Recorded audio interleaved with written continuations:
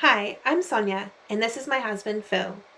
We met in Edinburgh 10 years ago, got married, and had our two beautiful boys. We loved our life there, but we wanted something a bit more. So at the end of 2023, we packed up and moved to the Isle of Skye. We've been loving our adventure here so far, exploring and navigating how things are a little bit different. We've dealt with our first house disaster and prepared for the winter. We've even been to our first concert in the local village hall. We've lived in Scotland for long enough to know about the changeable weather, but being further north means that it is even darker in the winter and colder. Everyone warned us that winter was the real test of moving to Skye. And while we've spent many days indoors entertaining two small children, we've also managed to do plenty of outdoor adventures too. So here's our first experience of winter in Skye.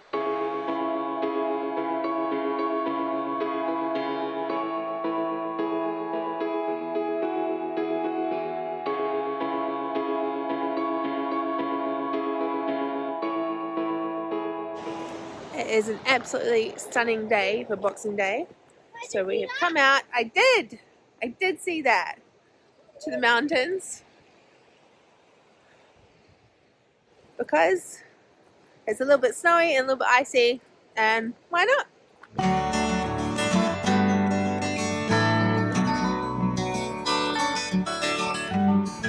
Sligachan is a great place to stop when you're driving around Skye.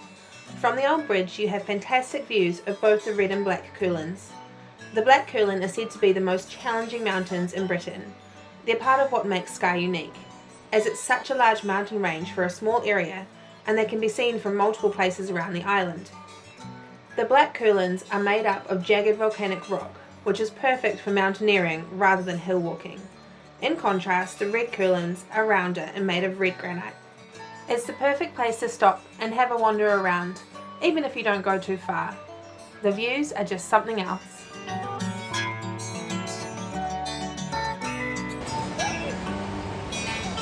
Loving life. I can't even keep up with them. Mommy, ice! What's ice? At Sligachan, there's the hotel, the campground, and the old bridge to see as well. It's said that if you dip your face in the water beneath the bridge and allow it to dry naturally, you'll be granted eternal beauty. Not for me today. Skye is made up of lots of different peninsulas, and to the north is Trotternish. It's home to most of Skye's most popular sites. I'll be honest, we don't visit often, but when I was a tourist here previously, I definitely did. Just after Christmas, we took a drive around with some visitors and struck the perfect day for it.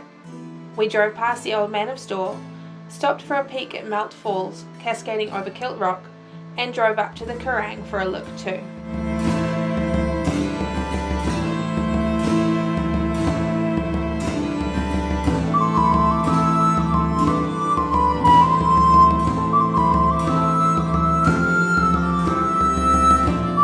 While I wouldn't advise rushing your time on Skye, you can see a lot in a day as well. The roads are quieter in winter, although still busy enough to be honest. But as you can see, not every winter day on Skye is a bleak one. We are just exploring a place called the Plock, which is in Isle of Lochalsh. The Plock is a community parkland just over the bridge from Skye. It has lots of walks through meadows to woodland and around the rocky coastline. There are great views back across the Skye, and we love visiting for easy walks with the kids. What we go that way? Let's go that. Help me go that way. Go over that way.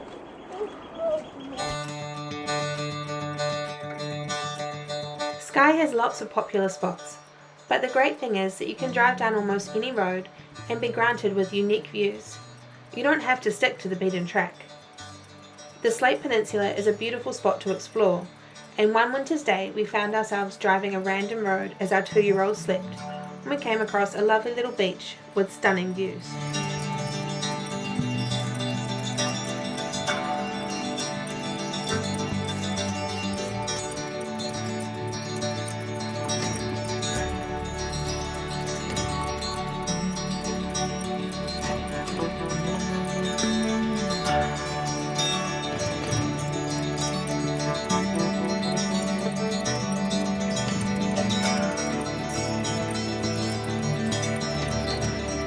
So we came for a bit of a random drive to try and get our 2-year-old to have a nap, and have ended up at a place called Ord, O-R-D, down in Sleat.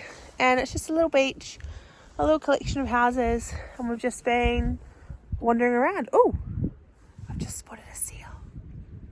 Hang on.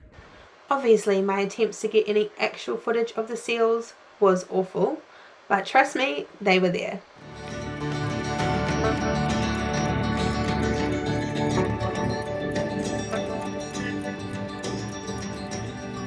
So we've been here maybe an hour or so and seen at least 2 seals, which is pretty cool.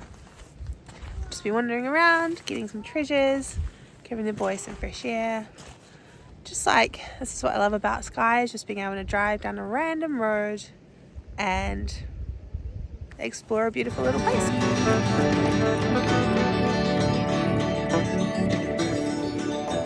We had lots of frosty, very chilly days where we tried to get outside regardless, even if not for long. The good thing is that these days seem to bring out the local wildlife too, with plenty of deer spottings and otters to see as well.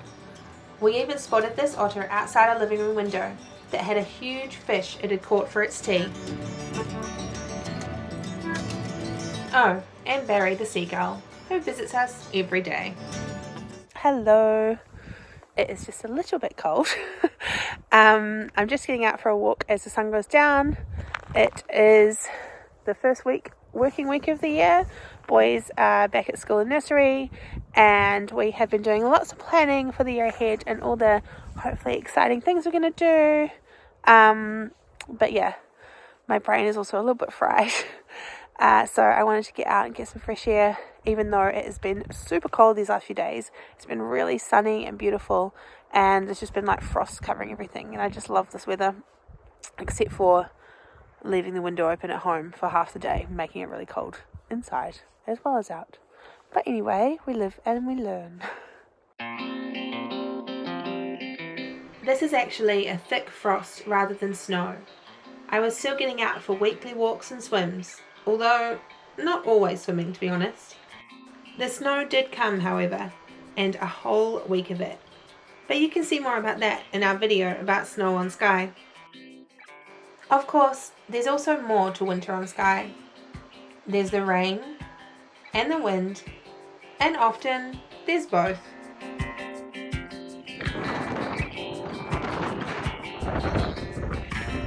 It's not to love. That doesn't necessarily stop us getting out though. It's all about having the right kind of gear. Although sometimes a herd of cows does stop you. Then there's the days where it's sunny, rainy and windy all at once. Or maybe there's a flood to walk through. And then sometimes it's so icy that the bin is frozen shut.